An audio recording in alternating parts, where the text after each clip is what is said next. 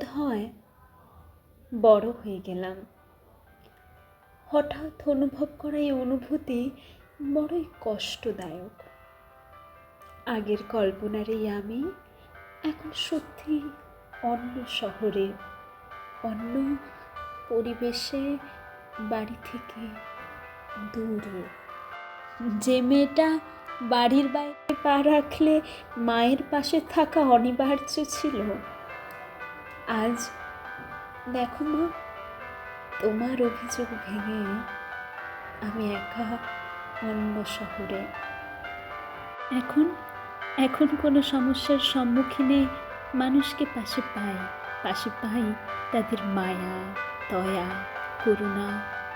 জানো, সেদিন একজন বললেন ওরা নিজেই নিজের অভিভাবক। সত্যি বলতে কথাটাতে খুব কষ্ট পেয়েছিলাম।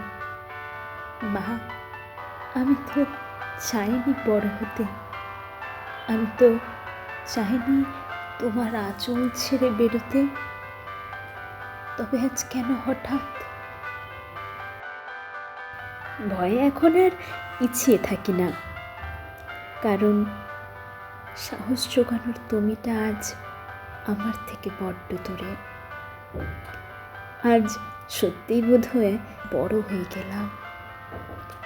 শত কষ্টে ও শত ভয়েও মনকে শক্ত করে কাজটা তো করে ফেলি, কিন্তু বাড়িতে আসার পর সেই শক্ত মনটা কোথায় যেন হারিয়ে গিয়ে রূপ নিতে চায় কান্নার।